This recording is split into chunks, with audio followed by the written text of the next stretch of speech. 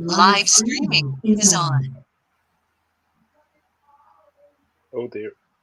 Hello.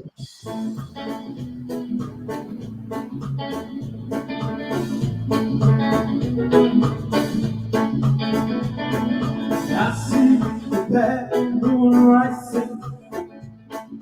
I see travelers on the way.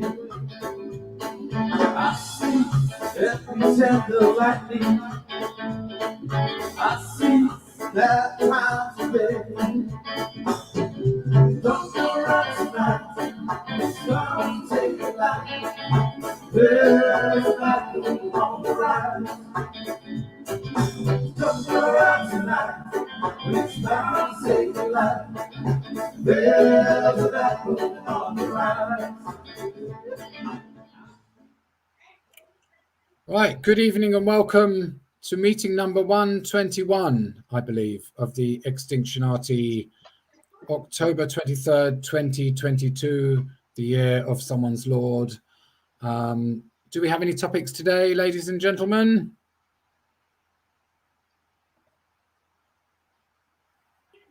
I don't think so.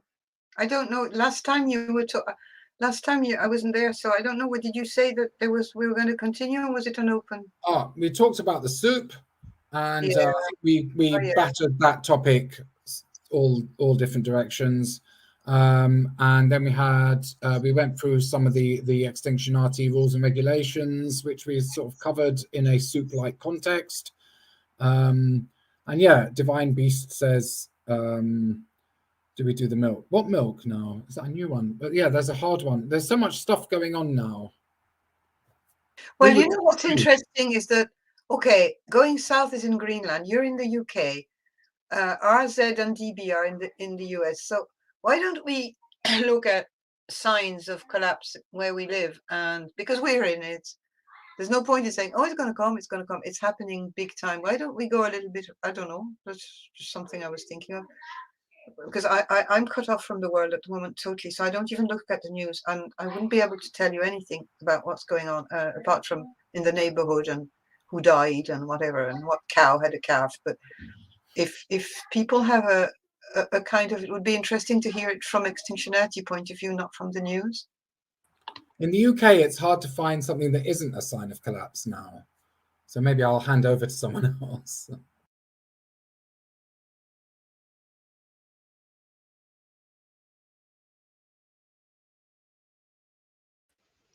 In Greenland, I think we have like 20 degrees warmer than it's usually in late October. So it's raining outside, and it's been like this for a week or so. You know, just raining all day, 5 to 10 degrees. So that's kind of scary, but it's kind of the October climate of Bergen in Norway, where I was born. So to me, it's ideal, but you know, in a climate context, it's kind of varying, I think.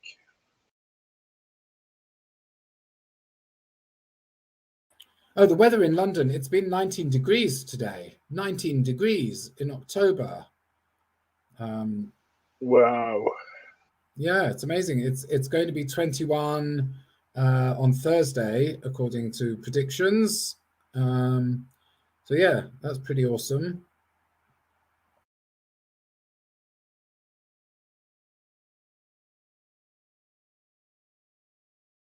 But hey, that's okay. The weather has always changed. It has. And the UK had the COP meeting last year, so no one can blame the British, because you know they did their bit with the Glasgow climate conference. So you're innocent.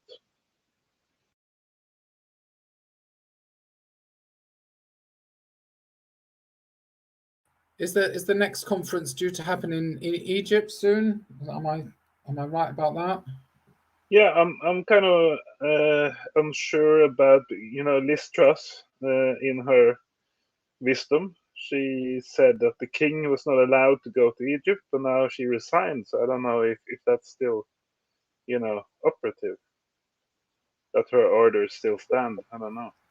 I don't know. There's basically been some sort of like a coup between the ruling elites in the UK. I don't think anybody knows what's going on.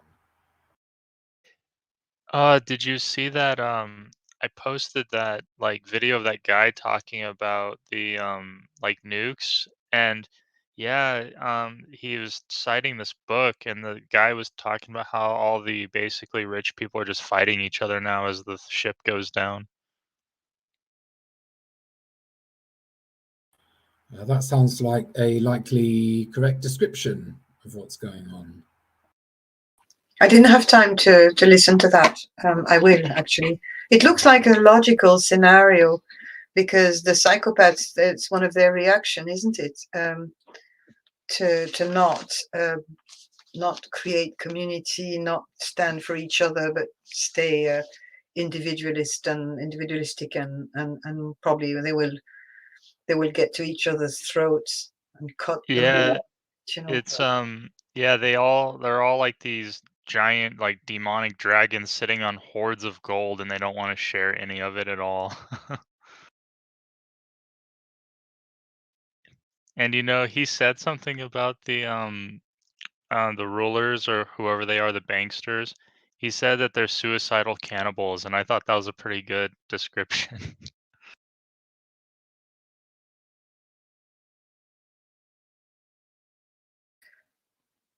Yeah. Well, I think the biggest sign of collapse is in Europe is the total price spikes in food, energy, and everything. Shortages of certain medications. What have I got to? Something recently on in the health services, like in my area, they're trying to shut down little health centers and little hospitals, and they're going to get people from rural areas to have to travel really far out to get emergency treatment or whatever, or even treatment. I'm not saying that I would use them, but that's what's happening at the moment in my place. Yeah, there's a sacrifice of the little villages and the little places. It's not a sacrifice in my point of view, but from the Normies' point of view, they're losing all the signs of normality of the functioning of their society is totally disrupted, and people don't know how to adjust to that. They're all, bracing themselves. What are we going to do? There won't be a hospital. There won't be a doctor. There won't be this. There won't be that. And that's what the sign of collapse is also what's interesting. And the sign of collapse is the reaction of the people who are not welcoming it, but are frightened of it. And it's very difficult to talk to people around you because they're just clinging to their normality, and they're not seeing an opportunity in the things that they're going to lose to develop new ways. Yeah, I do remember in past Extinctionati meetings, Hugh would mention that for us Westerners, the biggest thing is going to be economics. So prices, markets falling apart. Well, that's going to be one of the first things that happens, and then after that, it's just gonna cascade from there. And yeah, like I was typing down there, like I've noticed a lot of the food in the grocery store, the price is going up. Like the bread I usually pick up, that price is doubled. So yeah, not looking good for food and fuel for sure.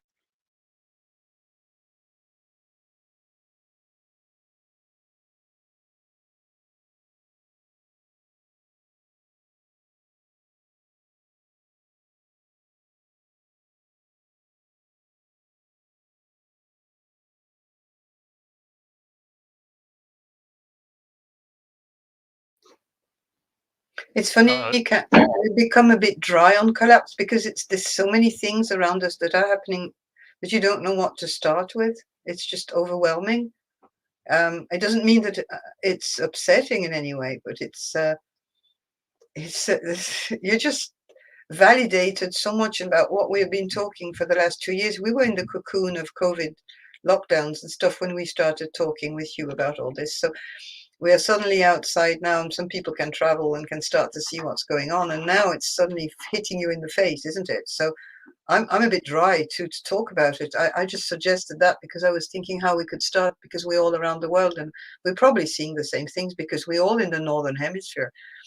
There's nobody here from Africa or Asia or the Middle East and South America who could, maybe give another view of what's going They're on. all Bob is from next to the Africa. water. Bob is from Africa. Bob is from Africa. Which part of Africa is that? No, you're not from Africa. I totally mixed up you with Lord You. I'm sorry. Well, because you're in that part of London where everybody's African, is it?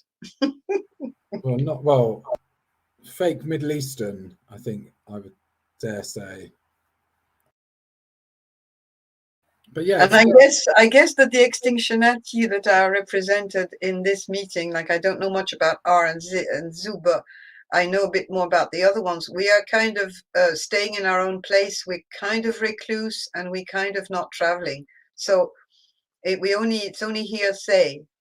We can only get what's going on in the wider world by the fake media, or if you meet a traveler that can give you a fair account of what's going on in this country. But I rely on that to get news. I really have gone off the media the last few weeks because I had some personal things to deal with anyway. But I just, no, I haven't looked at anything. I've listened to the local radio and that's it. Well, I use only alternative media, or mostly alternative media, because the mainstream doesn't cover anything at all interesting. So which ones do you look at? Which alternate media do you? Well, I couldn't tell you, not because it's secret, but it's just so many. I gather different channels, and then I follow them on different platforms.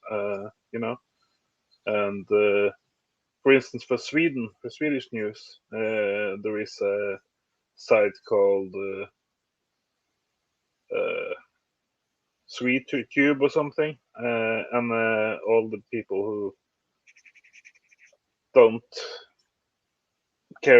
like to be censored every other day, every other week, they just publish the stuff there, and they have news coverage, war coverage, pipeline sabotage coverage, which is much more interesting than the billionaire-owned mainstream media. So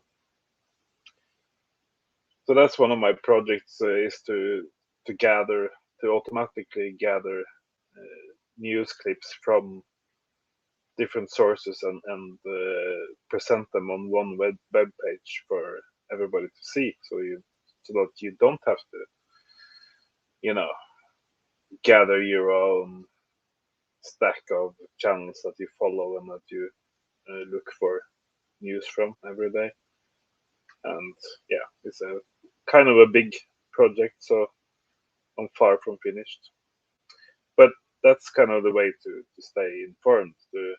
It's like in Norway during the Second World War, everybody listened to London because there was a Norwegian broadcast from London during the occupation. And it's kind of the same thing, that you have to know where to go to find truthful commenting and accurate news, I guess. Because if you read the Aftenposten during the war, that was totally Nazi occupied, and of course also the NRK, National News Radio and TV, was occupied by the Nazis. So of course, so a bit like the Guardian, then. I guess. Yeah, it's that whole issue of the framing in the media. So if it's like American mainstream, they're like framing everybody else as the bad guy, and American can do no wrong. We're so patriotic. Look at our humanitarian help as, sanctions cause thousands of children to starve. It's utter lunacy.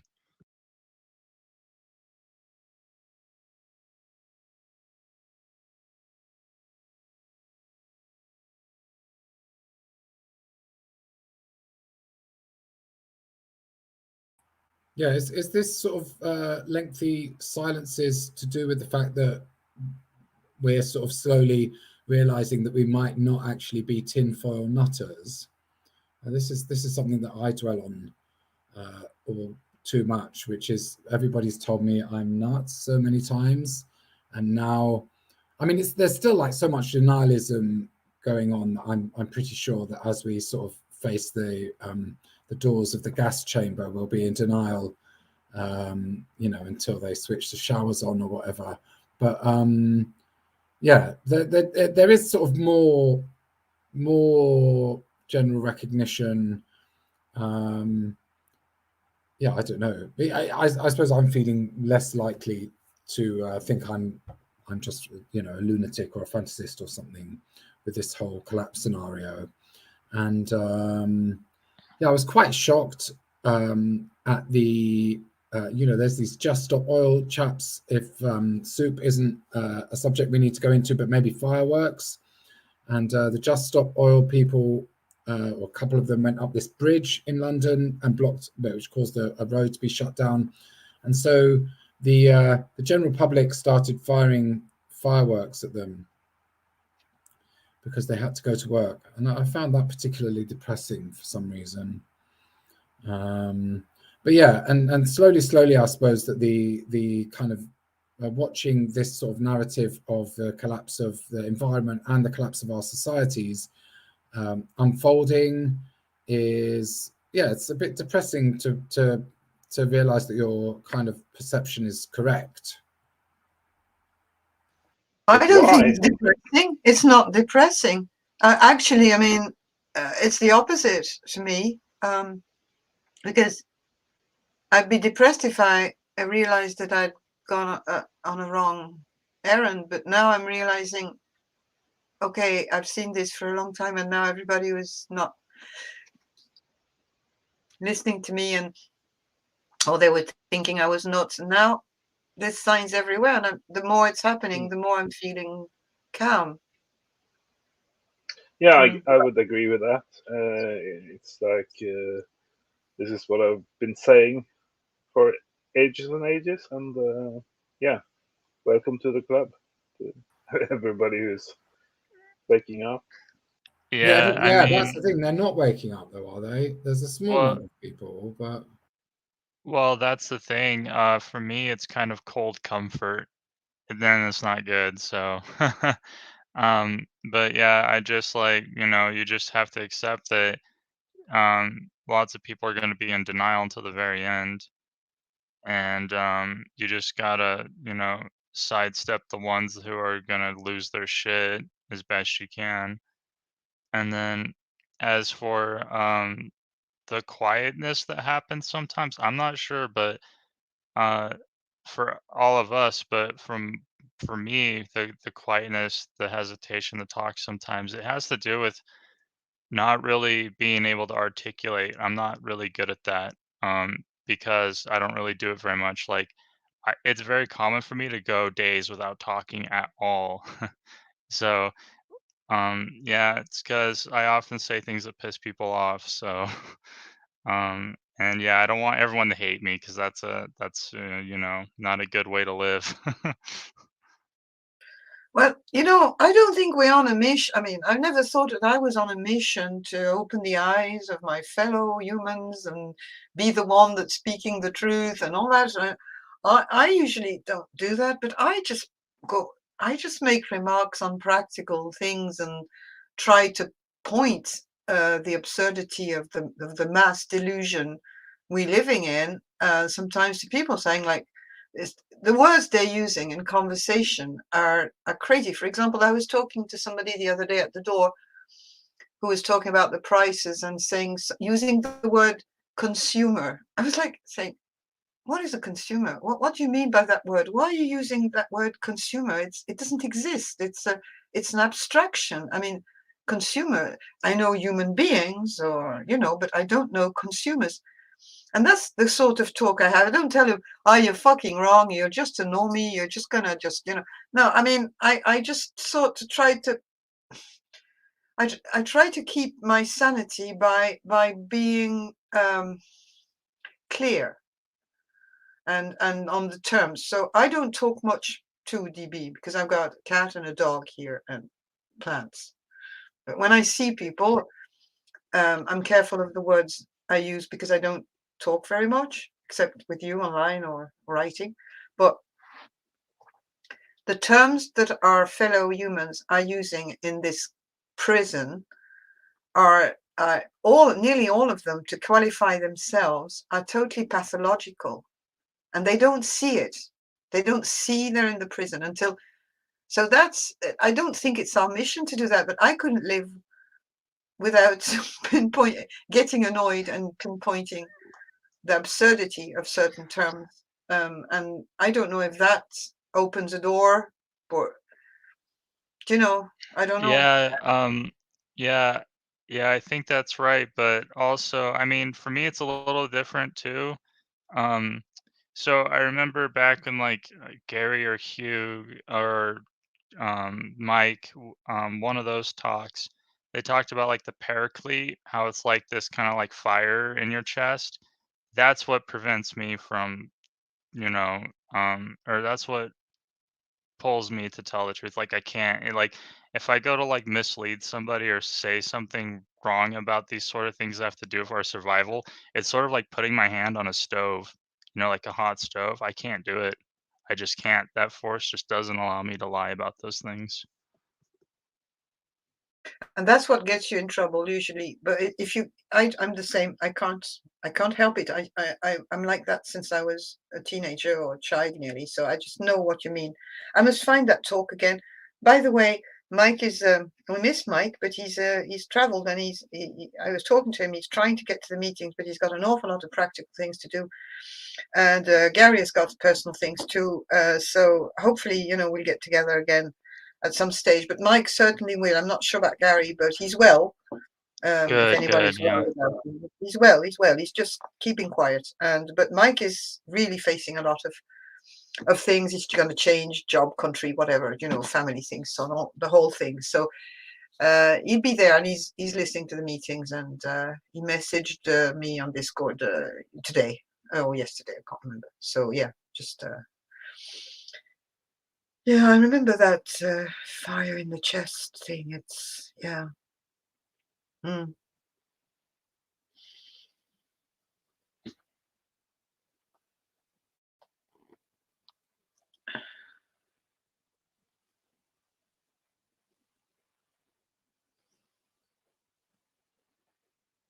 And nobody here, you see, we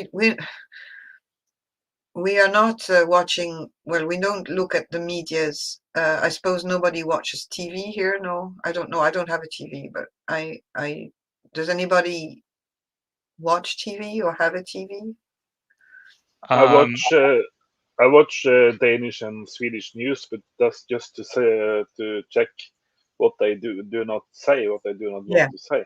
So it's more like to verify that they are keeping quiet about this. I have a TV, but I never watch it except for on a rare occasion, maybe once or twice a year, I watch a movie. But outside of that, no, I get pretty much my news from the internet.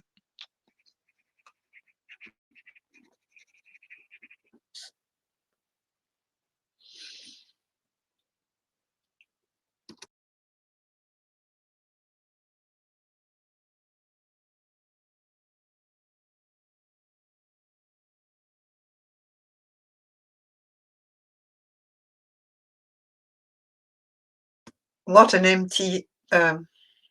What's the silence makes us realize how much Hugh is missed. Because I think, even though it's been, what is it now? Soon November. It's been 8 or 9 months since he passed away, and I still think that it's just so different to not have somebody who can never stop chatting, compared to us all who are not really chatterboxes. So we're going to need to find somebody who loves to talk here and who's going to be able to fill in the silence. You can see, I can feel it more lately in the meetings that there's this kind of the thread, And sometimes it doesn't happen. Sometimes we get going. Yeah, a cult without a charismatic leader. Yeah, absolutely. Or any leader. Well, he was not a leader, but he was Oh he was yeah, I a was being thinker. He was facetious. yeah, I know. But he was at this. He had so much to say. It's like if he knew he wouldn't be there for long, and he had to say everything he could in the shortest of time possible. Because I often think that, and when I watch sometimes some meetings, sometimes it's incredible what he could come out with in an hour, 2 or 3. Sometimes that there would be Gary or Mike or myself. Sometimes we'd say something, but it would be just a little question, or we couldn't stop the flow that was coming out of him. It was just it was overwhelming. Yeah. Yeah, right now it makes me think about that, like all the stuff he was teaching us and warning us about with his insights. It makes me think of that scene from Dead Poet Society where like the teacher took the kids over by all the pictures of the students from the past, and he's like, "Carpe diem, seize the Uh-huh. day, make your Yeah. lives extraordinary." And it's like, yeah, all this stuff is like the collapse, the woo, all this drama and this great play. It's you can make it extraordinary. Yeah. I mean, Actually, I don't know yeah. how for each of us we can do that in our daily lives. I mean, Mm. I've sort of found the thing I'm doing to make my life extraordinary as I can, but yeah, it is really individual, that sort of stuff. But you're talking about the woo, but I don't know how I came across that the other day. It was probably on an email or some link to some news. I don't know what it was, but I found myself reading something about about NASA releasing more and more stuff about UFOs and more photographs. There, very recently, a few days ago, and that made me think about what you said, that people were going to be distracted, that they were going to try to point finger at the sky to say there could be a danger up there, and that they're going to develop more and more armaments for safety because of eventual alien attacks and stuff like that. And it made me think, yeah, we talked about that. Hugh was saying, you know, that's going to happen. I think they started releasing things last year anyway, but it was, yeah, I don't know much about all this, but I remember very well when I read that. Immediately I thought, oh, we had quite a few meetings where Hugh developed that quite well. I'm not able to reach even a little bit of explanation about how he was putting it, but I kind of get the gist of it. It's that, the masses are going to need some kind of delusion. The jab and Comrade Covey thing has kind of died out in a way, and people have not really reacted now. But that one is I don't know. Europe is not so much centered on that, but I think that the US and the people in the US would have no problem in seeing their Department of Defense putting billions into a star defense program that will probably be more an enemy attack program. But I don't know what do you have any take on that? Any of you? Oh, speaking of that, I should try to dig up this video. So it's that awesome Darren Stevenson guy. He has so much good insights. I did find one where he talked a little bit about the UFO phenomena, and this perspective makes a lot of sense. So basically, in our sort of terms here, basically, so he was saying that when we go to sleep at night, basically our alien cortex disappears completely. Like it just disappears. And that's true. Yeah, if you go to sleep, boop, that's gone, and then you're just basically in the realm of the archaic brain, pretty much. So He was saying that the basically the alien cortex does not like that at all. Like it sees it getting like thrown off of the driver's wheel as like being abducted at night. So yeah, the fact that the alien cortex disappears and then basically like the right hemisphere disappears or takes over the body at night, yeah, that's sort of perceived sometimes as alien abduction is what he was saying. I mean, he said it in a more elaborate way, but yeah, that makes a lot of sense because that is true. If you go to sleep, boop, alien cortex disappears. That sounds interesting because I remember some, quite often really, when you are trying to fall asleep, you can sometimes feel like being sucked into another realm in a way.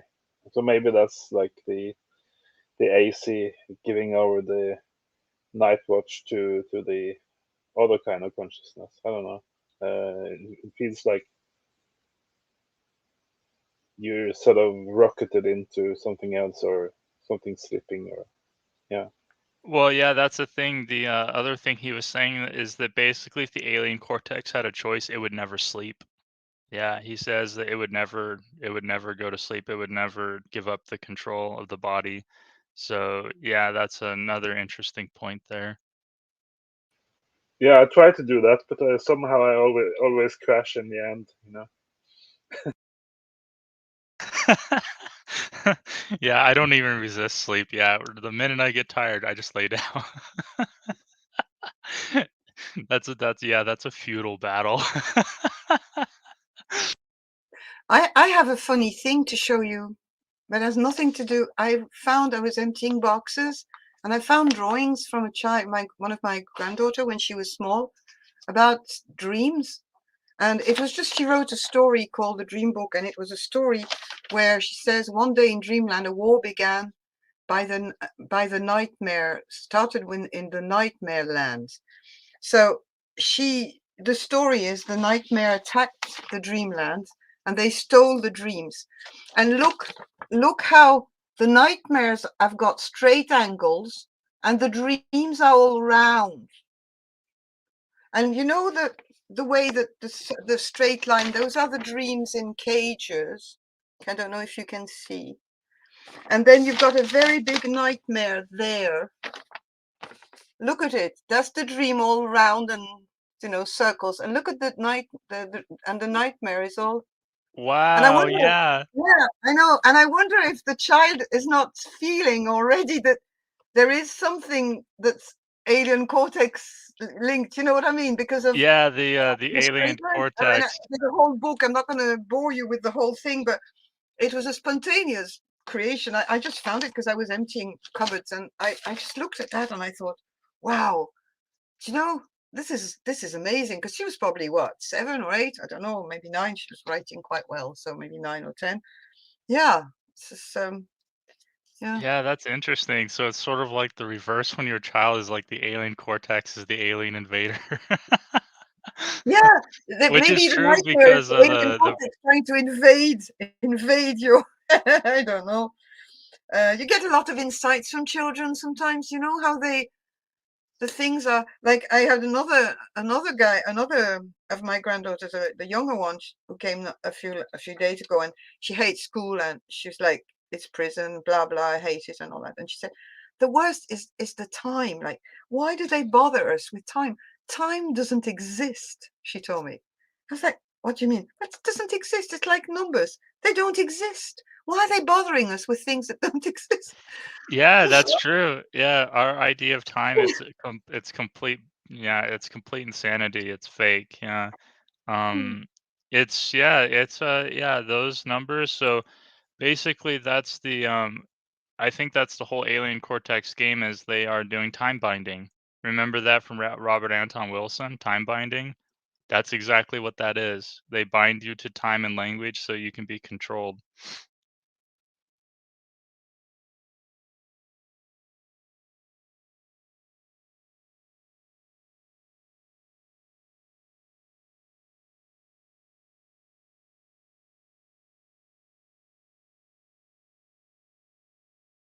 I'm reading what you put.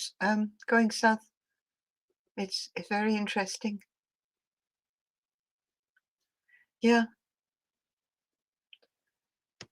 That's why it would Yeah, make schools. sense to have. Yeah, it would make sense to have children now if you could tell them right straight when they're growing up that they're born in a concentration camp, they're born in a prison, they're born in a, and they're going to have to fight, and they're not going to take anything at face value, and that it's all rotten, and that's the only condition that you could actually have a child now. Well, well, I'm not. Well, I don't know. I don't have kids, so I can't really say authoritatively. But if I were to approach it, if they asked me those questions, I would give them the truth. But I wouldn't want to try to shape their thinking if if they're not curious about that. Yeah. So I mean, Yeah. I don't know. Oh yeah. You're right. You're right. Yeah, But so I listening to them, wouldn't want to you try know. to shape their mind in any way. If they're curious, I would give them the answers that they're looking for honestly, at least as honest as I could, because of course I'm not Yeah, some, you yeah. see, yeah, but you see, when you have children and you're in the wild and or near the sea, you bring up your children, telling them that there's danger there and there. You show them, you bring them to places where they could get killed or drowned or fall from a cliff, and so I think it's a kind of a role of the adult, not just the parent, but the people who are around the child, the tribe, whatever's bring up the child, to show him where there's danger. That's the primitive, very, very primal thing for protecting your little ones. And what I was saying about the prison yard and the concentration camp is that you have to, I mean, I feel that you have to, it's nearly your duty to show to the child that what is called normal is crap. And that you have to be very, ready to fight, and that there's danger. That there's danger in what the teacher says, what the man on the TV says, what even your parents say. I Yeah. mean, but I think I don't know. Maybe I'm going a bit too far, but I don't know if Well, yeah, anybody has children. But I have, and I've had, yeah, and I. that's all true.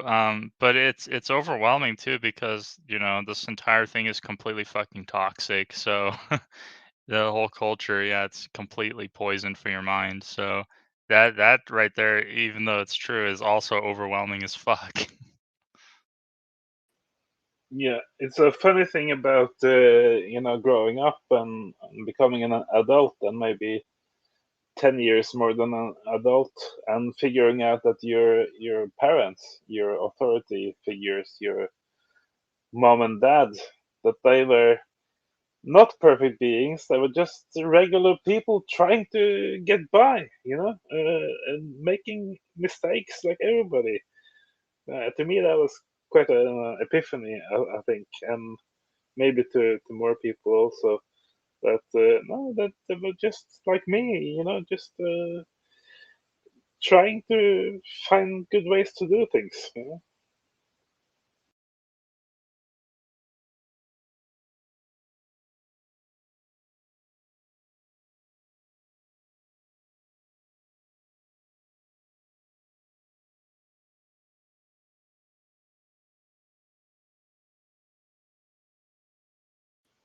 Where did everybody go?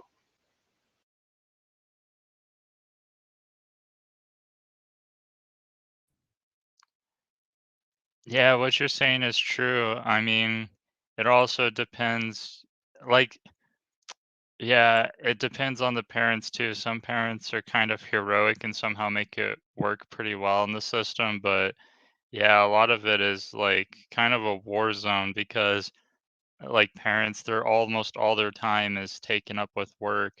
And then after that, it's really hard for them to be emotionally available to children because like it does take a village to raise a child, like, and if people have multiple children, there's multiple children needing attention, and they're probably not getting all the attention they really need because of all the time that the parents have to do to maintain the house and do the work or do their jobs and all that other stuff. Yeah. Yeah, I guess I'm thinking more about grand, giant outdoor expeditions and stuff with my father, a canoe, and 3 children, me included. And it's like from your childhood, from things like that, you kind of remember your dad as this Superman who fixes everything, who knows how to get water out of the canoe if it capsizes, and it's just an amazing authority who can put up a tent and make a fire, and that kind of thing. And sort of the same thing for my mother. I guess being a Scandinavian, I have more like outdoors memories, I guess, or maybe that's just my family. So just thinking about them as these incredibly capable and clever people, and you have to get like 30-40 years before you start to see them as just 2 normal persons in the world who were not put there by God or anything. I don't know. I'm not sure what I imagined as a child. It was quite a shock or epiphany for me to just see them as not the perfect beings. Oh, yeah, that is true. I mean, I don't want to go too much into my childhood because I kind of grew up in a war zone. Yeah, me too. But yeah, I hid from adults when I was a kid, all because they kept telling me to do shit. Like my mom would make me do chores until I was out of her sight and she somehow forgot I was there. I would like try to hide in the backyard, like literally all my fucking time. Like if I was in the house, I'd be doing chores. And that's how I became an anarchist. Just kidding. Somebody said one day in a comment on the sub that all the Extinctionati, or was it on YouTube? Maybe it was on YouTube, a comment that it said, it looks like all the Extinctionati are deeply traumatized people. And that's probably due to childhood and other circumstances. But I think somehow Hugh said that he preferred to be talking to people who were traumatized and who were aware of it, because that was the door open to understanding the world we're in. And if you're not aware, I mean, we're all born already in a traumatizing society. We're not going to the kids that are born now, or that were born from me, or that were to come, it's going to get worse and worse. We were in me in the 60s. I was born in the 50s in the countryside, so there was a little kind of, I was going to say, normality in terms of nature and pace of life and absence of media and stuff like that. But it was already a post-war traumatized society where I was born with people who had parents who had known the war, and going back to my grandparents too, who had been in World War I, World War II, and we're talking about a string of traumatized people bringing into the world a traumatizing world, kids who are from the beginning not born in an adequate setting, because they are born in lights and noise and asepsia and hospitals and all sorts of things that are from the beginning frightening and traumatizing. And when kids were born outside and with special care taken to soothe them after the terrible ordeal they went through by being born, and there was knowledge of the traditional midwives and stuff like that, they were starting on a better way. But now we're in a mess, such a total mess, that even the kids that I was showing you the drawings for, but they still have little sparks of insight that is absolutely amazing, but it's not linked to anything. It's there now. The discussion we had about 2 years ago, when Ryan was there talking about having children and rearing children in time of collapse, seemed to be quite interesting because Hugh was saying that we shouldn't look at this in terms of alien cortex. Reasoning and having children has nothing to do with it. It's an alien cortex thing.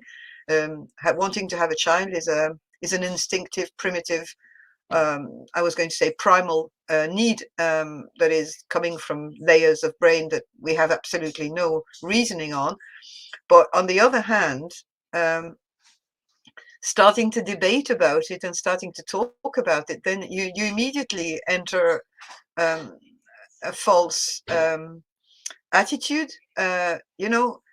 Yeah, So it's the it's fucked anyway. Do you know what I mean? yeah, it's the alien cortex trying to control shit. Yeah, that's what it's trying to do with that kind of stuff.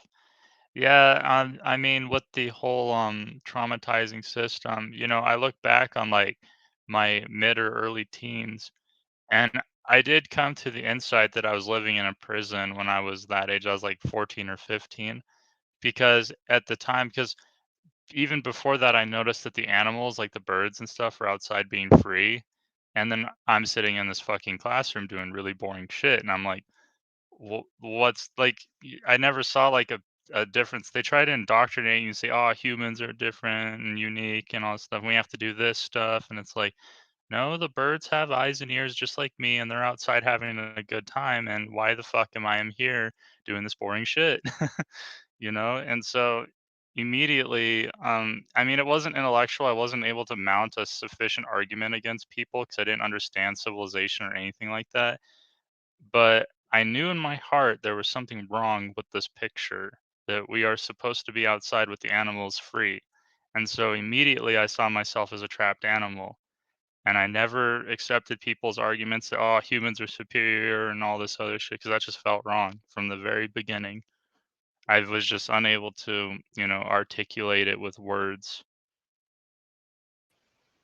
It reminds me because one of my relatives, there was a Christian confirmation, which when a child is 15, there is a confirmation and a family get together and stuff.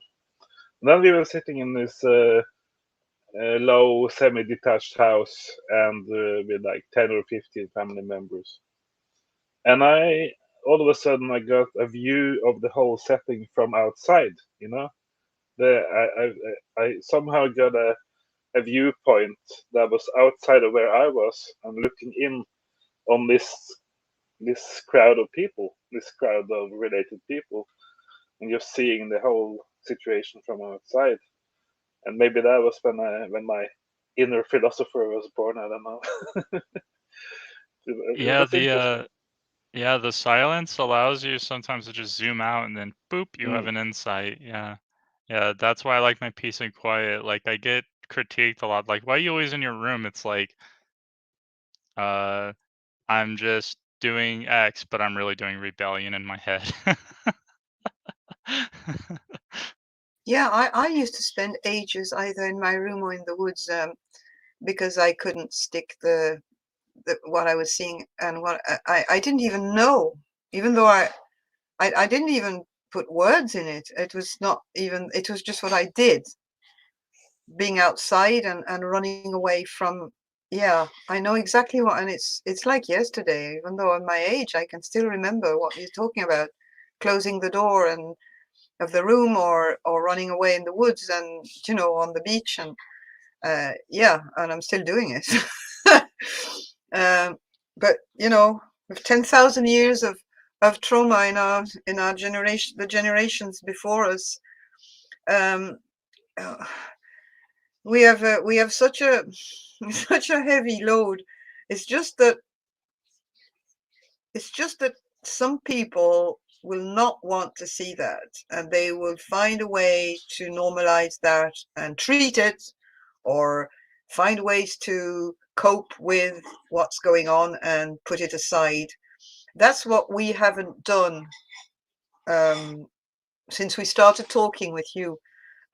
He actually thought that it was good to be traumatized.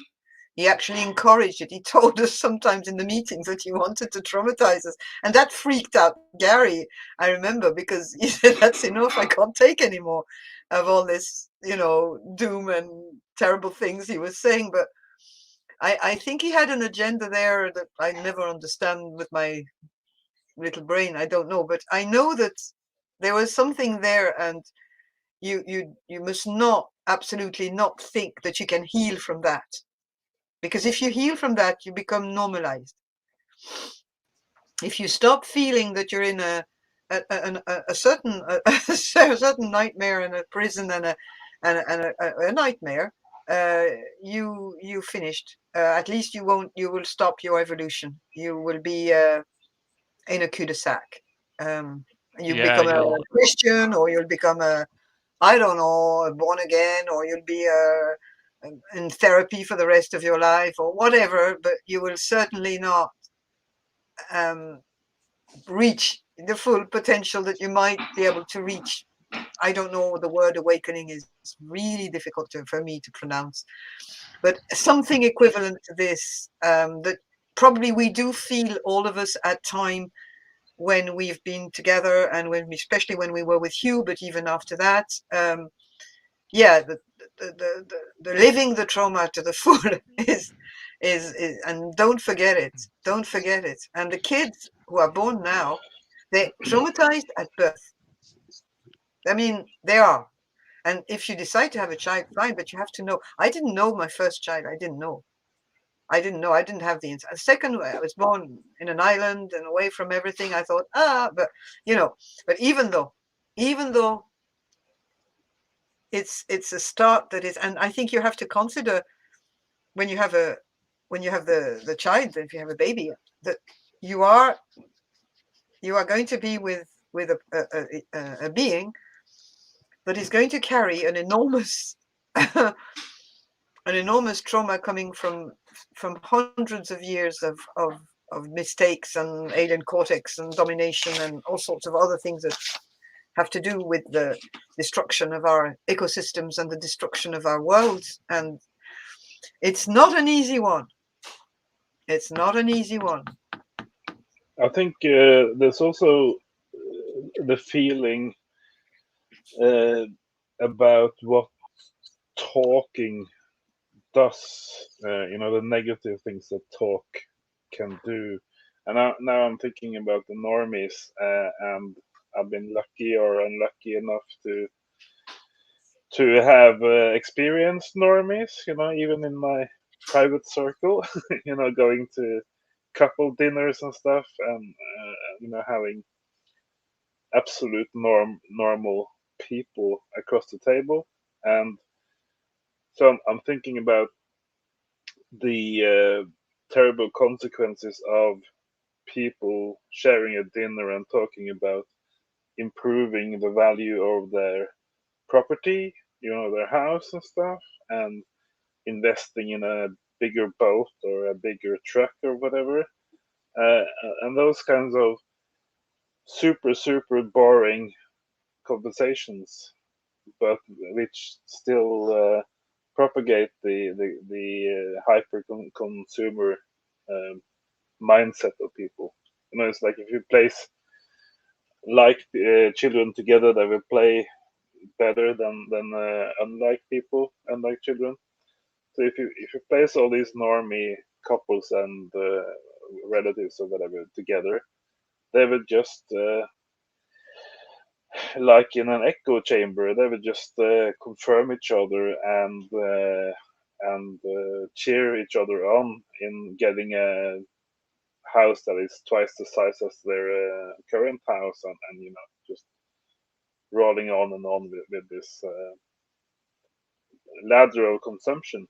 So I think one of my youth or young person doubts about talk and conversation and stuff is like, it's based on being afraid of that kind of effect, and what it does to children. Children listening into this, they will tend to believe that everything is about getting a house that is goes half the way to the moon or something, and everything has to be so big, and you need like 3 living rooms and a cottage in the mountains and a cottage by the sea and a cottage in Spain and a cottage in Greece. It's crazy. Oh yeah, speaking of that kind of normie thing, so when it comes to like house stuff, one of my really big moments of waking up to this shit show was I think I was like 15 and I sat down to do the math of like a mortgage, so like a minimum wage and a mortgage. And I sat there and I did the math and I'm like, wow, I'll be dead before I pay this house off. And so it's like, how the fuck am I supposed to actually have a life if I'm working 8 or 10 hours a day? Like, do you spend all this money in for a house that you don't even get to be in most of the time? Yeah, so I was like, wow, this is just shit. And then people think this is normal. It's like, just, head shake. Yeah, Yeah, it's and very that's tiring. even more the case for a cottage because a cottage is away from where you live. So I learned when I was sitting on our family's cottage in the mountains that the average price and size and everything of the cottages in that area have never been that high or so big. So they were worth like 10 or 20 times what they were worth when our cottage was built in the 50s. And also they are almost never used. Absolutely used like one weekend or 1 week during a year. Compared to the price of like 2 million kroner or something or more. And so in the summer, which is like off season for this skiing cottage village thing that I was in, it was like me. I was sitting there writing my dark novels, and then there was this other guy with a long beard who was a black metal musician who was sitting in his family cottage composing dark, depressive music. So that was kind of what was going on in the summer in that area.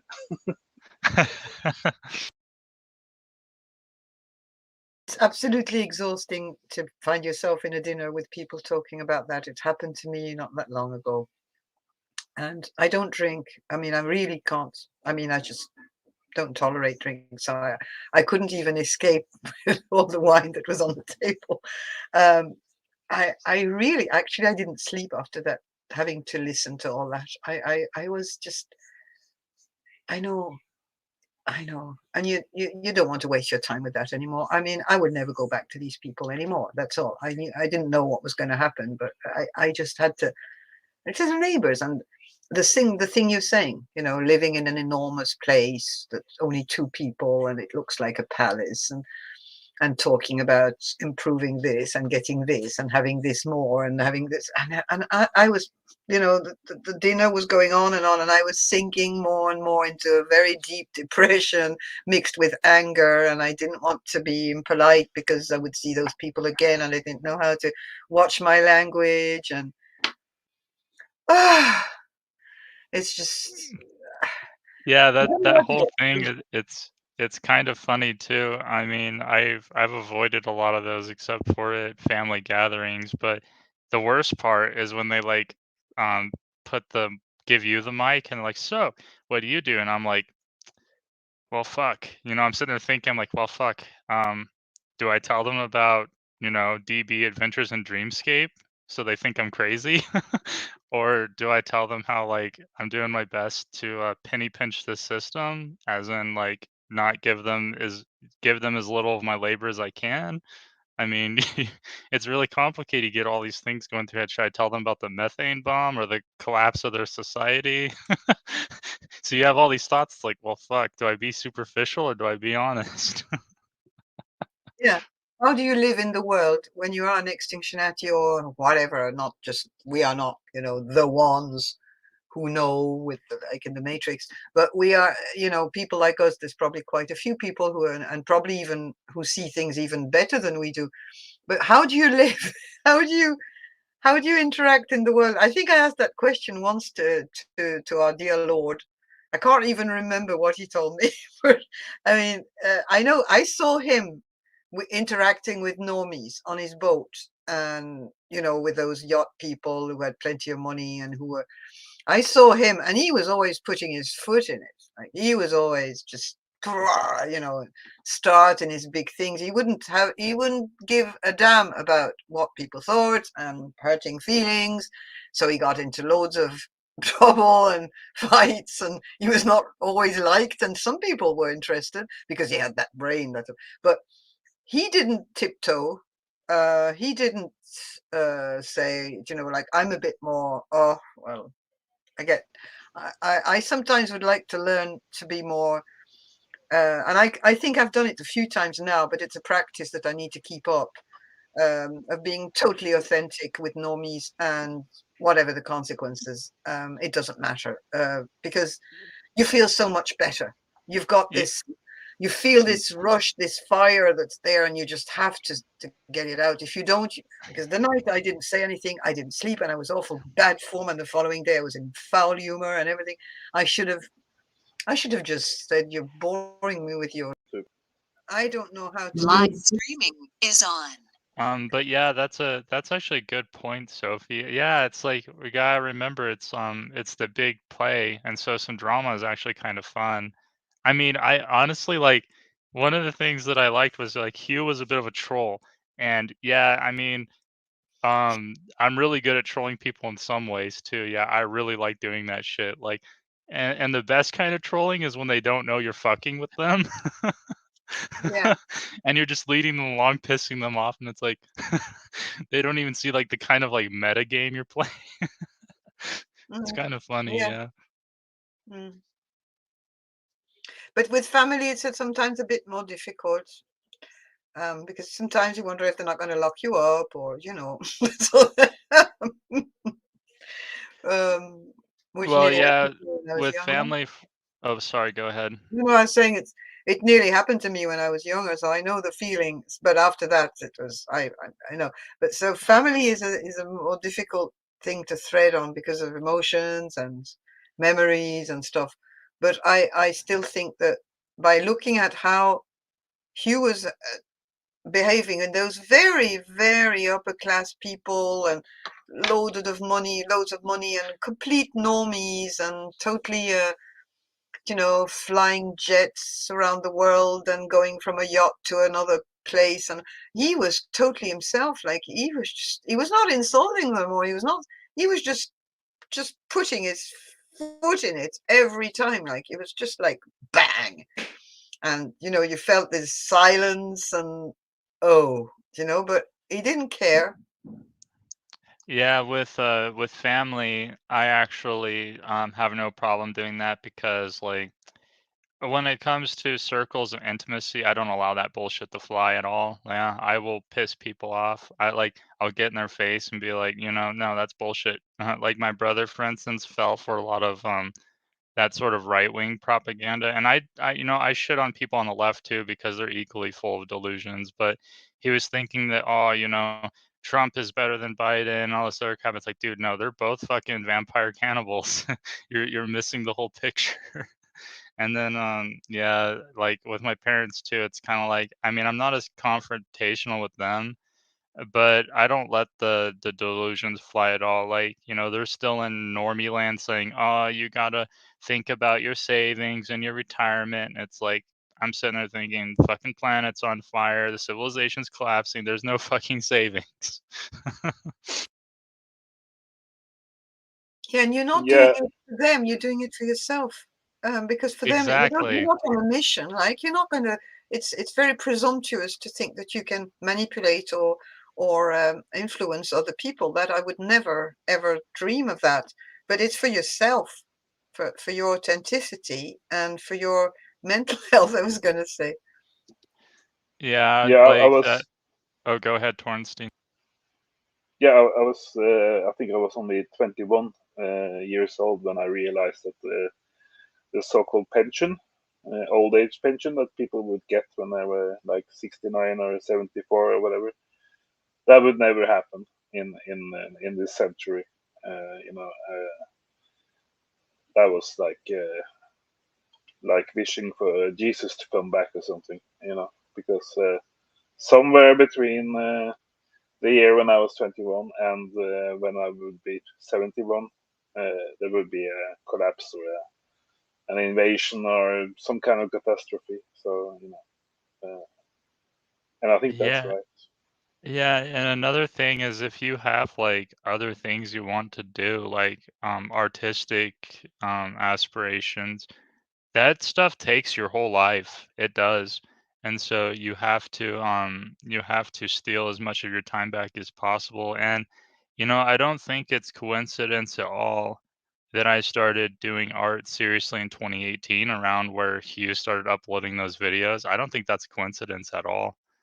And now here I am working on a piece that's probably going to be my masterpiece. Um, it's going to take me forever to get it done. I hope I get it done in time, but that's sort of my little play. That's what I'm doing. That's the extraordinary bit that I'm going to do in the big play. That's like, what is that poem? That you may the powerful play goes on, but you may contribute a verse. It's like, well, um, my life is set up in such a way now that I can contribute that verse, but I hope I have enough time to get it done. And that's it. And if it doesn't turn out that way, then well, it was still good. I rewired my brain in such a way that I could see things a little more clearly. And it's been great. Like, in a way, I think the whole beauty of life saved my soul in a way. Yeah, I just had this weekend actually had another great idea. A thing that you could make and that could change the world in some way. And only to realize that oh no, we're in collapse. It doesn't matter anyway. So yeah, that's kind of a sad realization that even though you have sort of the perfect idea for a game or whatever that would make everybody understand a very important thing in society, uh, that would not reach the production line before the whole thing collapsed anyway. Or even if it did, it would just be active on the population in a year or two before everything tumbles down. But in any case, I don't have to develop that thing now that I realize that. But why? Why? Because isn't it worth trying? Because that's the purpose of everything we do. We know we're doomed, but we still do what we're doing. I'm still passionate about what I'm doing every day. My heart is outside my plants, everything, all the things I do. I'm not going to go into details, but I kind of, you could say it's futile because you could say that DB's art is futile too. Everything could be futile in this view of the world, but it doesn't matter. Why does it? It doesn't matter. Yeah, but you're right. But if you're making something that is what do you call it, pedagogic or didactical, that is supposed to teach people something, right? Mm. And which is more about teaching a certain thing than it is about art or entertainment or fun, then it's more like you don't want to do that because there's no time for it to work. So I would be more inclined to make a painting or write a book which is less didactic, if you understand. Yeah. It's like you can compare it to founding a new political party. My game idea there would be like founding the supreme natural party or something, and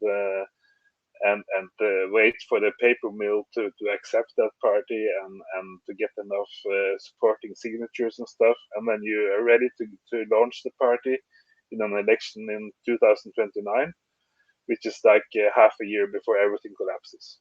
So that's why I don't want to do it. Yeah, and when it comes to that sort of creative stuff, it's best to do it if it's just fun, honestly. If it's just fun, then do it. But not having a goal in mind is pretty important. Like, it's sort of like being a child again and playing, right? That's sort of what it's like for me. I have like when I pick up my paintbrush, I have like 0 freaking goals in mind. It's like, let's just go. I think the same thing as you. It's if the fun is not there, it's no point. I mean, I just don't even. I don't have any interest. It has to be fun. I mean, if I have to enjoy it, and yeah, absolutely, absolutely. Yeah, you know, and I think I think in a way that's what life is all about because like so in summer around end of July or August, I went to the park one time and I sat down and there was all these finches flying around and they were like just inches above the grass doing these little dive bombs and flips and stuff. And I just sat there and I'm like, you know, I was just sitting there chilling, watching those birds. I'm like, you know, that's what life is all about. Those birds are clearly having a good ass time over there, having fun playing. And it's like, I wonder, you know, maybe like in the past, you know, hunter gatherers, their lives are all about that sort of thing right there. And it's like, that is cool. They're all together. Their minds are all linked in a way that bird flocks are linked. They're not using alien cortex at all. They're just having a good time and feeling each other's feelings and all that. Yeah, I'm outdoors now. I mean, most of the time, except from sleeping and eating. And I noticed that actually I don't want to go in. I mean, sometimes I get soaked or I stay out because I just want to be outside. I don't want to meet people, and I'm meeting lots of other things like birds and animals out here and anything, wind, rain, plants, trees. But I know what you're talking about because you're just in this world, in this beauty around you, and you just nothing else. You don't think, no alien cortex, nothing. You're just immersed. And it's happening more and more to me. I mean, really, there's sometimes I go and walk my dog and I could walk and I just don't, I come back to the house and I continue on and I just go on and on and on.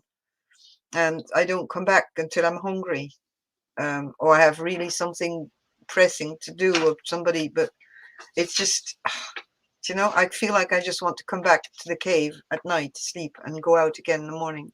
And that's it. But the winter is coming, so it's not going to be possible in Ireland. Yeah, you know, I remember that hilarious I mean, this was probably a couple of years ago or a year ago something. I posted this meme in the Extinctionati Discord. It was that Chad meme, you know, the guy with the big fucking chin, and it said, "Nothing is true, everything is beautiful." DB, what you said about those birds playing on the grass, that reminded me because my nephews and nieces were playing just like that. Let's say 15 years ago at a family get together at a at an 80-year-old party, in fact, and I was commandeered down to watch them, and I totally enjoyed myself. You know, just watching that they didn't hurt anyone or kill each other or anything.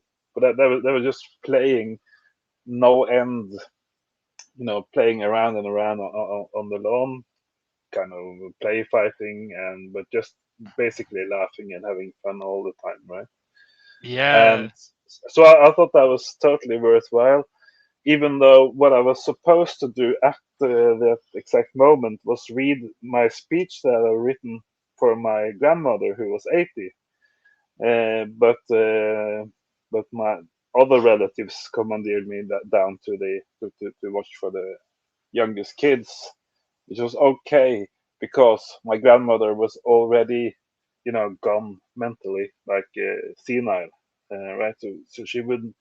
Odds were that she wouldn't catch anything of my speech anyway. But it was kind of a hard choice. I felt it was a good thing because these young ones, they needed somebody to care for them, and you know, you have to choose sometimes in life. You have to choose between this and this at the same moment. Yeah, for sure. And you know, it's really incredible too because like I remember being a little kid playing on the playground with other kids and you're sort of like, you know, playing in a dream in a way. They're playing pretend they're seeing all sorts of stuff while they're playing with each other, and they're both seeing it, and it's like that's incredible. It makes me wonder if that state of play is sort of, what our ancestors were doing with the way they were perceiving the world. It was sort of like that. Like these things would come and go. There was no, freaking, alien cortex coming in and abstracting all this shit and explaining it away. They're just spontaneously interacting with, the Yeah, this awesome dream of life. yeah, and now I remember why I thought it was okay at the time to leave my grandmother to go down to look after those kids. Just because my grandmother was the biggest lover of her grandchildren back in the day. She was really she really loved kids, and so she would have wanted me to go down and care for those kids, right? So therefore it was Yeah. okay for me to do it. Yeah.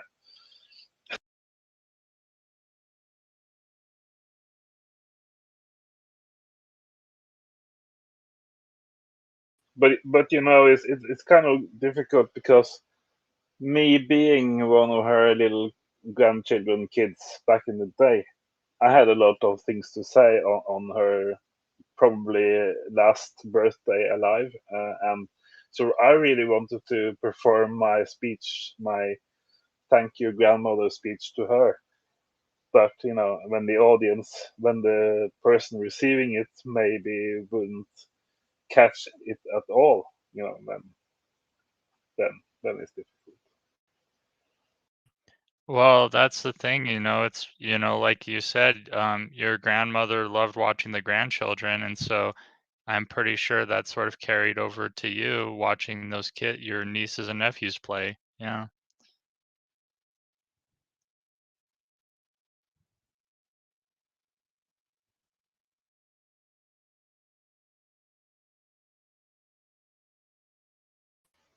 That, by the way, that also reminds me of a generational complete shift that happened from when I was a kid to when these brats were kids. The thing is that we, in my generation, everybody walked to school, no matter if it was in the city, with cars and everything. We walked back and forth to school, and after school, we were out just playing with no adult observation or anything. We were just doing everything under the sun, basically. Well, these days, people are, you know, driven in cars to football practice or whatever. We would always use our bikes and stuff to go to things and not be in our parents' beards or skirts all the time. We would just do things ourselves, right? So,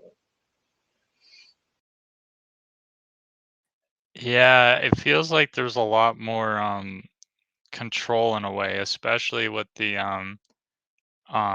like the whole technosphere shit, like the screens and stuff. Yeah, when I was a kid, I didn't really have much to do with like internets and screens. I mean, there was TV, but I was mostly outside playing.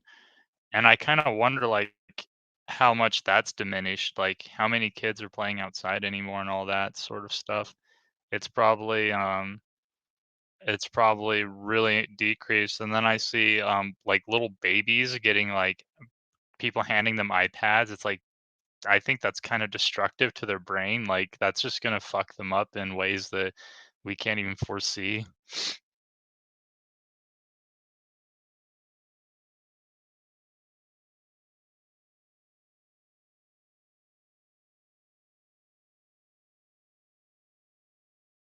Yeah, absolutely.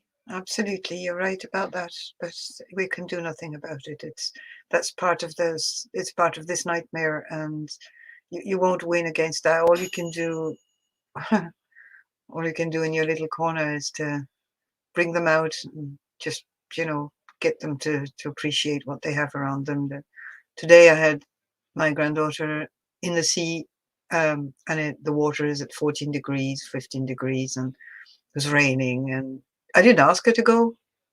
she wanted to be out in the, she wanted the challenge, and I was amazed, you know, that there are kids still who feel the thrill for the wild and the elements.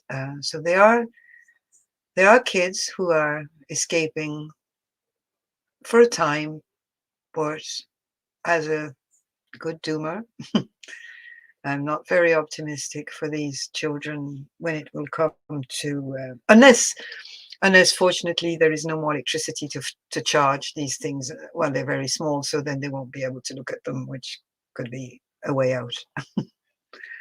You know, they're talking about power cuts in Europe. I don't know if you've heard about that in the US. I don't know why they're going to have them. Is it just a threat? I have no idea.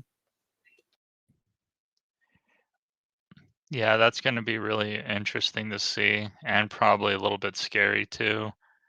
Um, yeah, the whole transportation thing is kind of insidious, because if you kind of think about it, not only did roads like kill the land, but they've devised the scheme to charge us to go places. Like, that is just, I cannot describe how fucked up that is. That's sort of like birds having to pluck themselves to fly.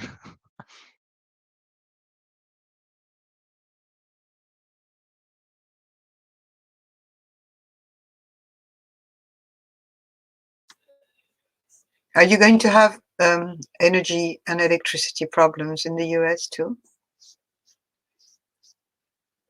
I'm not sure.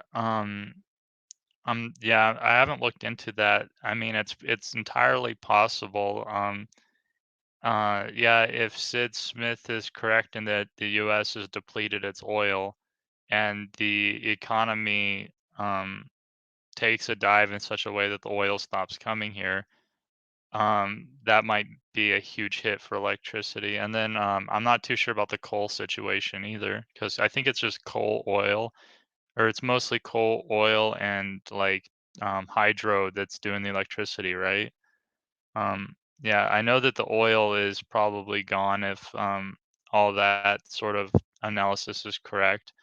I'm not sure how much coal, or how the coal, stuff is working out. And then I'm not sure, with the hydro either. So it's gonna kind of depend what the economic turn, I think. But yeah, if it does go out, the normies are in for a rough time.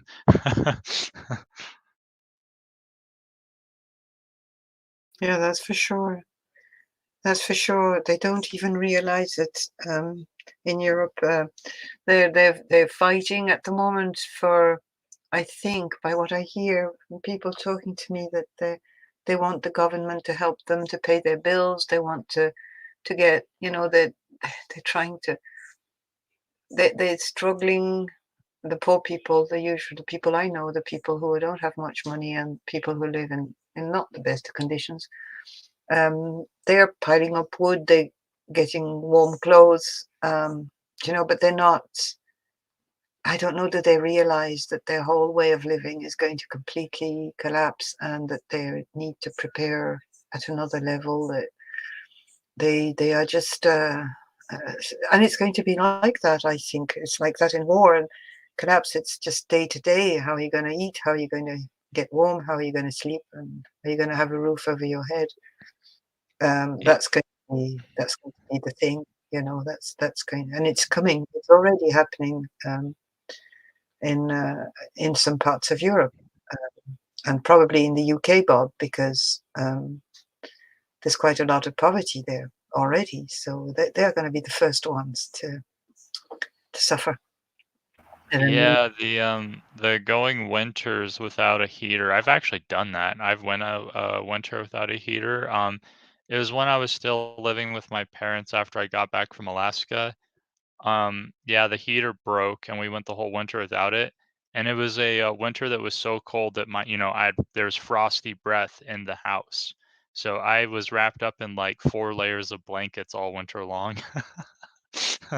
Yeah, it sucked, but I survived it. Like, it was really fucking cold. It was hard to sleep, but just had to wrap myself in blankets and tough it out.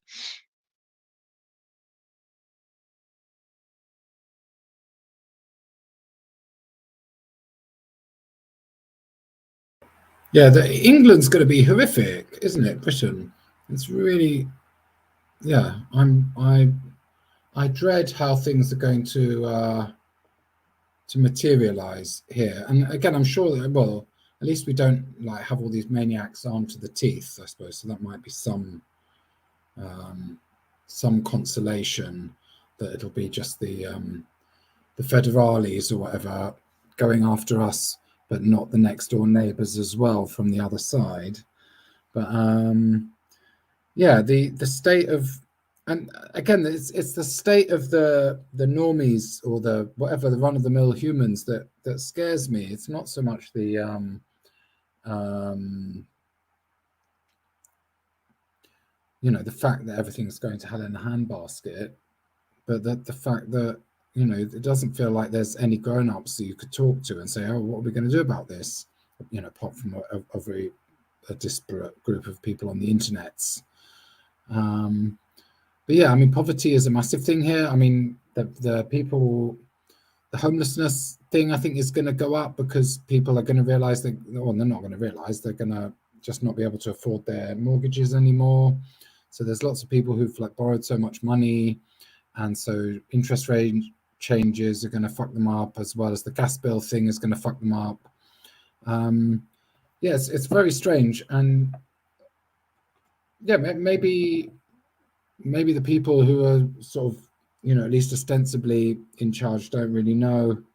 Oh, hello, Oscar.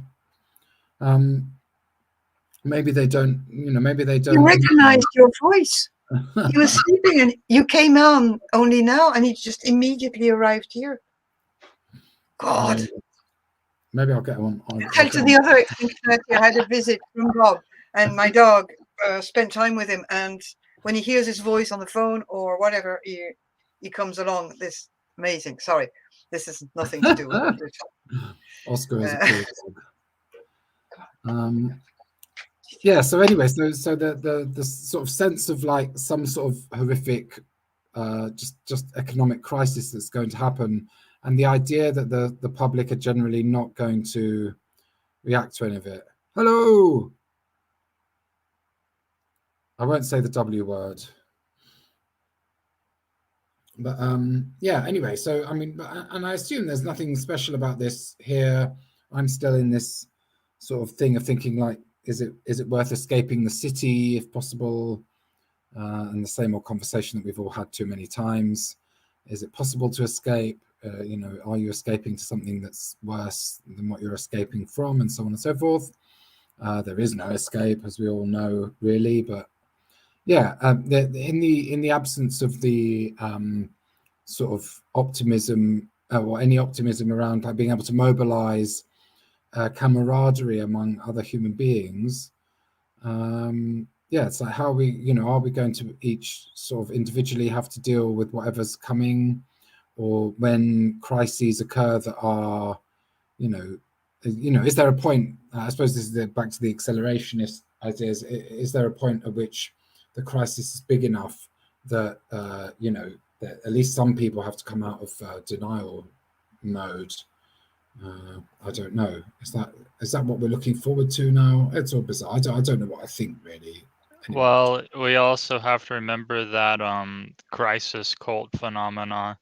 So one of the last things that was going on in the Extinctionati meetings was we were being warned about all this shit. The Christian snuff cult, the UFO snuff cult, like don't get on the spaceship. So yeah, and then I remember I saw this essay that Carl Jung wrote where he talked about the dangers of mass society, and basically he was talking exactly about that, the propensity for people to form cults around a strong, you know, charismatic leader. That's what he was basically talking about. He didn't use the word cult, but that's exactly what it was. So we have to be careful. I'm pretty sure a lot of the normies and stuff, of people that are, you know, don't understand the collapse of the system and how cults work, are probably going to get sucked into these things. But you know, you'd be surprised. I'm pretty sure the people who understand this stuff aren't saying anything. They're sort of, you know, quiet, watching from a distance. Gotta extend the intersubjectivity, synchronicity antenna, I suppose. Bob, I don't think we should be looking forward to the deniers coming over and seeing the light. I don't wait for that. I don't think. No, I find it scary, GS. It scares me. But I don't think it's the goal. Anyway, I don't think it does anything for them to come over, because it goes back to the discussion we had about agency back in April, May, I think. That even if 99% of humans or voters or whatever would come along and see it for what it is, the climate thing and the ecological thing, we don't have that much agency anymore because we set everything in motion. Like when my grandmother was a young girl, I think, or maybe when her mother was a young girl. So I think if there is to be a goal about accelerating things or having a crisis that is big enough in the reversed inverted commas, it would have to be something that would, trigger a society-wide collapse, which just makes everything go to a halt. Like every factory closes down, all road traffic ceases to traffic the roads, that kind of thing. Yeah, and another thing is, I mean, the perspective that I've decided to go with on this stuff is I've pretty much tossed it up to the fates. Like we have a good idea of what's probably going to happen, but how it unfolds and where it leads is always totally unknown because yeah, that kind of chaotic spiral is impossible to predict specifically. But yeah, so the fate of the system is pretty clear. Our individual fates in the long run are clear, but what we do day to day is unclear to an extent. So yeah, I kind of just accept that there's the fates. I kind of just don't worry about the specifics of it because even if I did, even if I was some sort of omniscient being that knew everything all the time, like what could I do, right? Because it's still going to unfold the same even if I knew the specifics. Yeah, so yeah, I'm just surrender to the fates. The fates have been pretty good mostly in the last 10 years for my neck of the woods in terms of what I've tried to shape in my life, or walk, not shape, but walk, and then find my way doing the creative stuff. But it's like this other stuff, like the collapse of the civilization, my individual fate, like how my story ends, that's not up to me. So I just don't worry about it. That makes me think of, we were saying we were going to, well, Mike suggested that we could go a bit more back to the Extinctionati rules, and you started talking about a couple of them at the last meeting. And what you're saying, DB, reminds me of number 5, do not seek results, do the right thing, do the right action, because it's the right thing to do not seek results. And that is the driving, well, that is my drive. I try. I mean, I search and I try to look at the right thing to do, and I don't think about the results. And it may be a reflection of what you're saying with the fate. It's not in your hands. It's just all you have is the sensation that you're doing a right action. Yeah, I can do that for art. It's like I already said, I would much rather write a book, like a novel, fiction thing, than start a new political party that wouldn't change anything anyway, or make a didactic, pedagogic instructive board game or whatever, which would be created to get results, if you understand what I mean.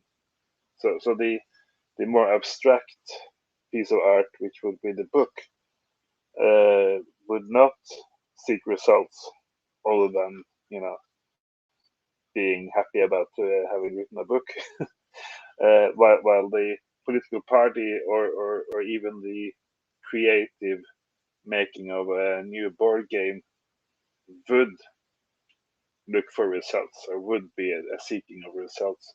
So even though I'm generally a consequentialist, that I'm focused on what are the consequences of important things like activism and politics and stuff, then I can use 0.5 within the sphere, the realm of arts, and do less results-seeking types of art within that.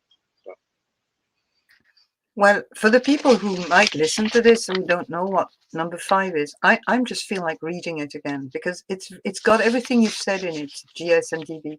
It says, do selfless and righteous action for its own sake, not for any type of gain or outcome you hope to achieve.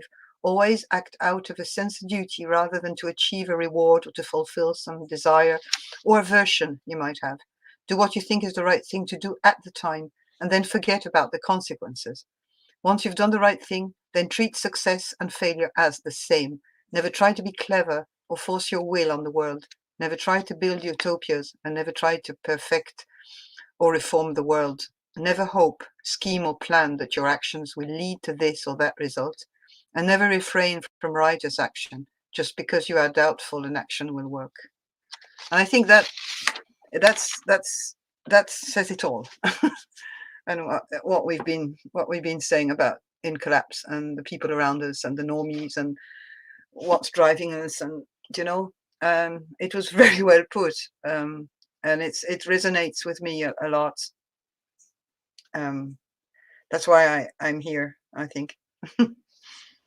Yes, the only thing is that if you change it into political activism, like in London, then it comes back to this with, if I'm going to sit on the motorway, which is highly, highly dangerous and you know, provocative and irresponsible, blah blah. If I was personally going to sit my ass on a motorway 7 days a week, then I personally would need some kind of realistic hope for results, you know, because that's like sending your oldest son to the war, right? You don't want to do it. You don't want to lose that child, right? So yeah.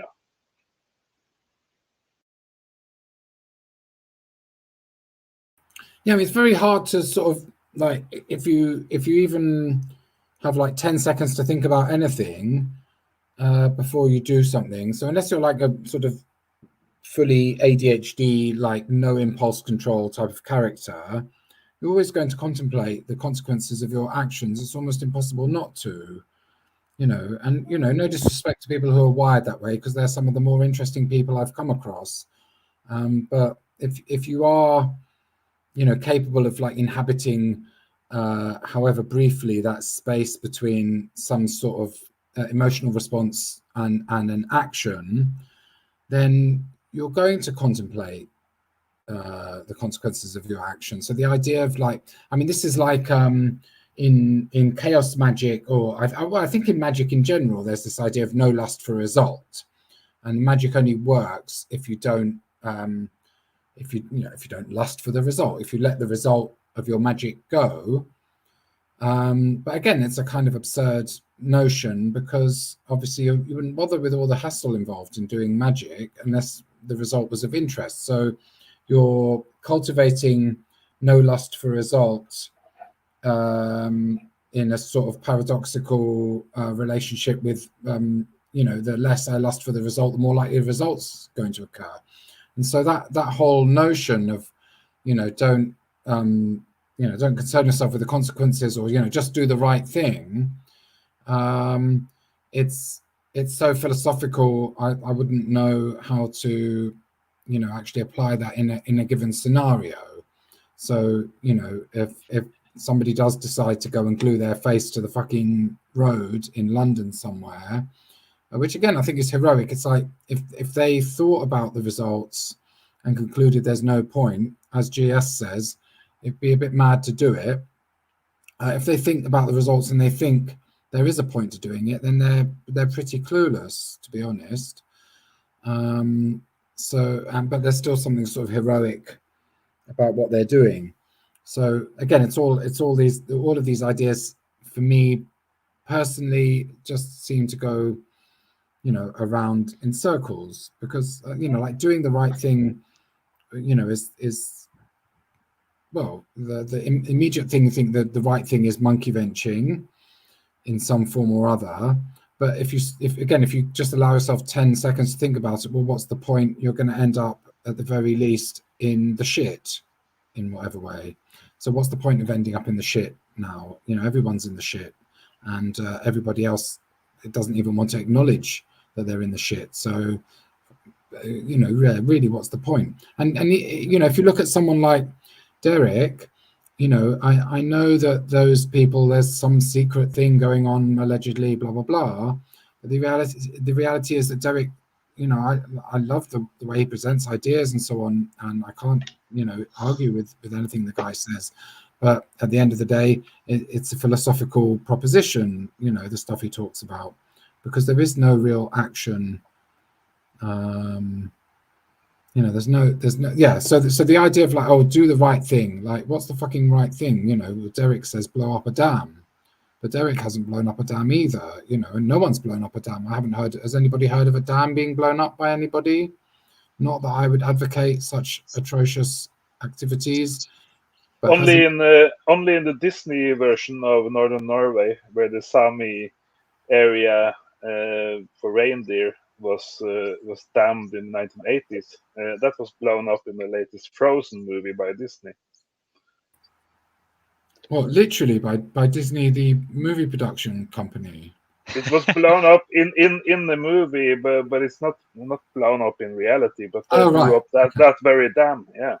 I'm afraid I'm not au fait with Disney's output, apart from Bambi, which I saw when I was very small, and then vowed never to watch another Disney product. But I don't think we need to think about doing the right thing only in terms of activism.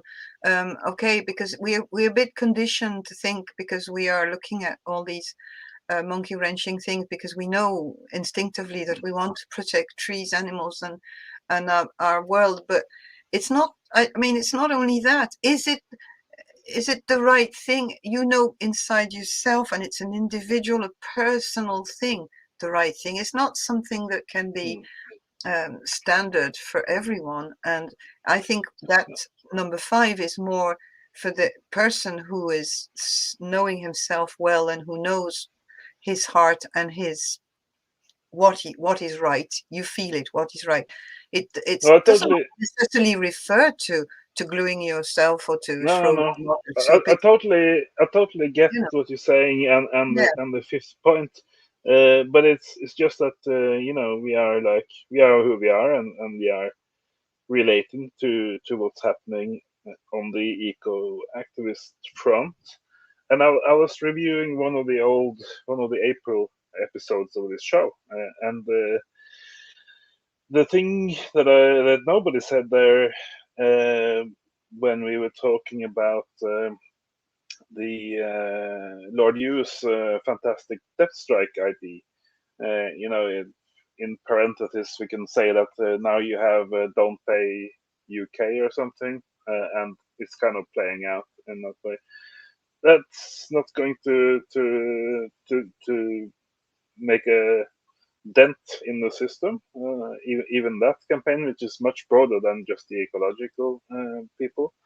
But the thing that was really great about Lord Yu's context and suggestion back in 2019 for XR to go into something bigger like Death Strike, right? I think was he was on the right track. Maybe the precise means, the depth strike in itself, maybe that wasn't the very best idea in this part of history or world history. But the direction he was going in was very good, because I think, like, me and Bob have been talking about the soup throwing and the gluing your ugly face to the motorway.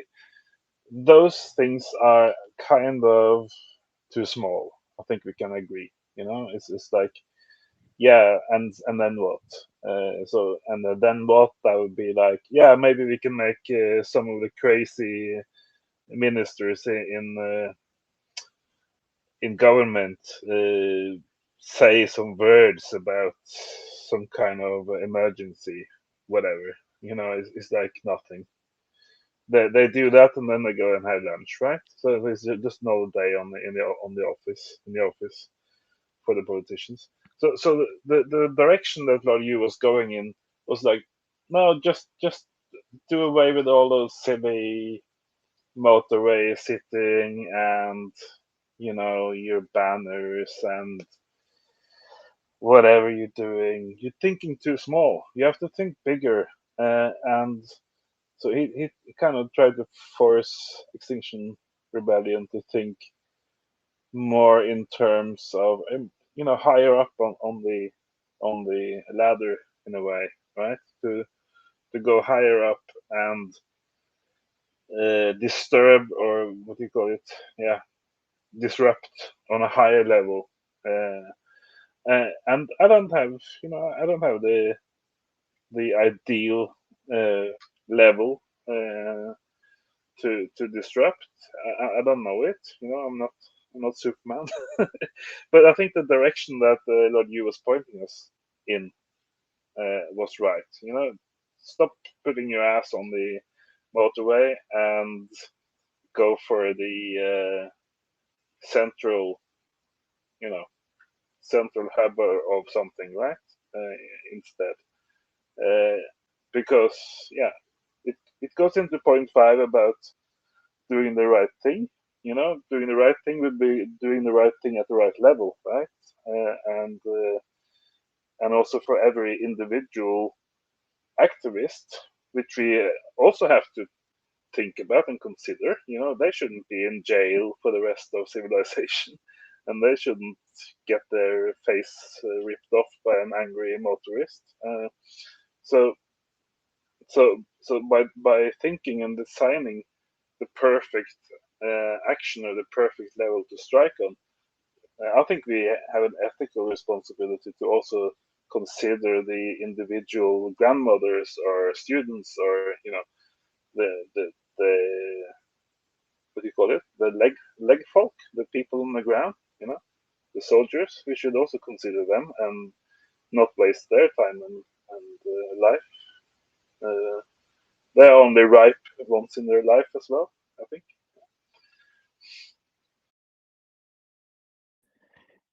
Yeah, the what I was gonna say to elaborate on this is that gluing yourself to a track or blocking a motorway and stuff, you're talking about how much of an ordeal that is. Maybe the fact that it's an ordeal is just a proof that it's A, not effective, and B, you shouldn't do it. Because, maybe there's a way to link your sense of fun with actual effectiveness. Like, for instance, what if you actually get like a successful propaganda campaign that convince everybody to stay home and play video games? Well, the lights would go out if that happened. Yeah. But yeah, it's like instead of thinking about effectiveness, think about fun, because who knows, the fun might align with something that's actually, effective. But yeah, I get that's kind of a paradox, but um, gluing myself to a track or blocking cars all day sounds like a shit show. So I'm not going to do that just because it's not fun.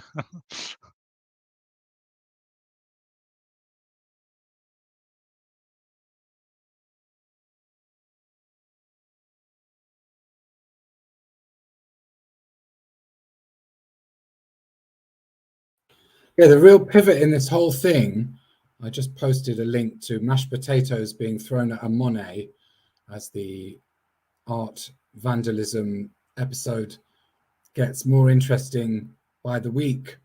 And Sophie's saying it's worse. Oh, fed up with seeing food being wasted. I think that's going to be the pivot, isn't it? I think someone must have said this already, but when the thing that makes people angry is not that they threw the stuff at the fucking Monet, but the fact that someone's wasted mashed potato.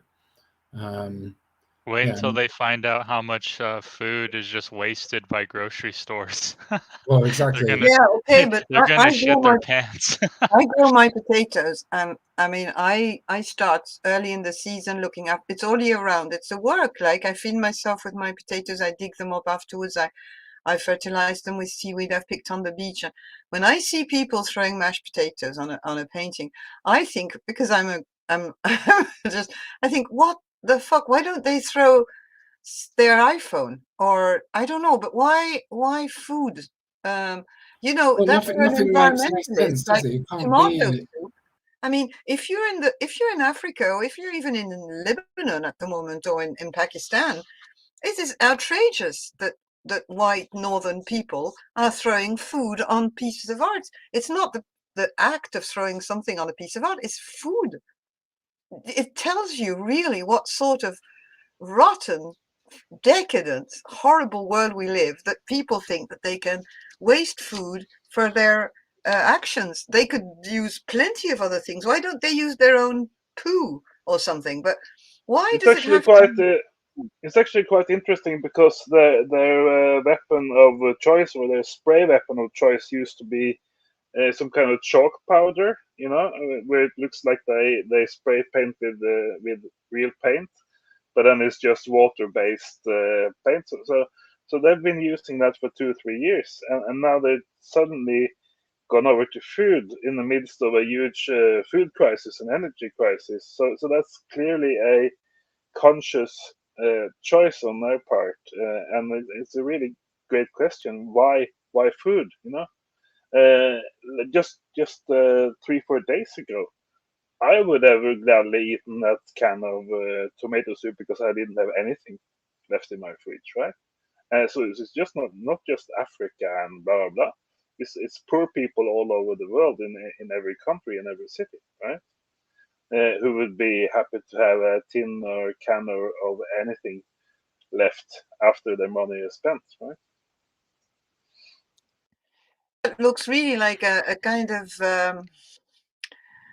I think they've lost the plot, because they're completely inconsistent with the message that they want to get across, because they're using precious something that's coming from the earth, like tomatoes, or if they are, I don't know, or potatoes. And I mean, this is going completely against what they're talking about. I mean, there's plenty of objects and plenty of... They could have taken a rubbish bin. They could have, but no, they took food that can sustain a poor person, or a hungry person. I mean, that for me is really shocking, personally. That's why I didn't even respond to anything that was said about the tomato, the soup episode, and now the mashed potatoes, because it's just like... Yeah, and you know, I think a deep thread in all this is to, I mean, you know, again, I don't know how this will unfold. Hugh seemed to be convinced that, you know, there's literally nothing that we can do at this point anyway. So the deeper thread, I think, is that going out on a psychology of liberation is the goal. If there was a goal, is to just, you know, go out, you know, liberated psychically, soully, and all that. Like, here, let me turn on the camera real quick. Okay, let's see. Does this thing work? Okay, so we're these individual people. We want to make the palm, right? So the palm, you know, there's all sorts of metaphors for what this is, but we, the people, build our, you know, intelligence, create a psychic, you know, a psyche of liberation, and then take that psyche of liberation to the establishment and do this. You know, fuck you. You know, the psyche of liberation. Yeah.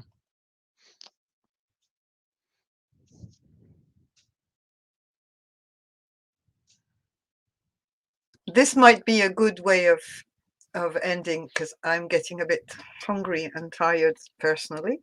So I don't know if you have anything to add. It was very good meeting. I'm actually happy to see where we went to from the beginning, but I'm personally going to have to leave. I'm very tired. So if you want to continue without me, no problem. I'm just going to say goodbye.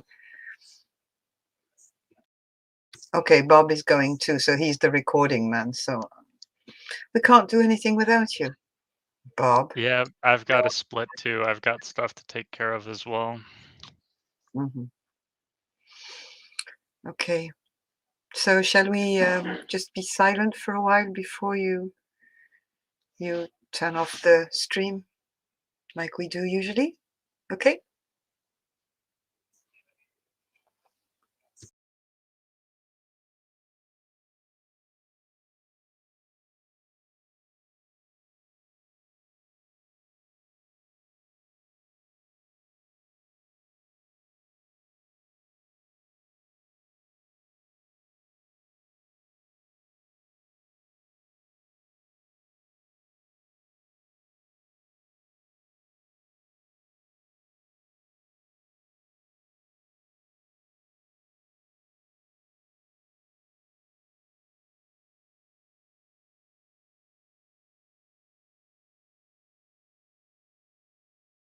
Okay.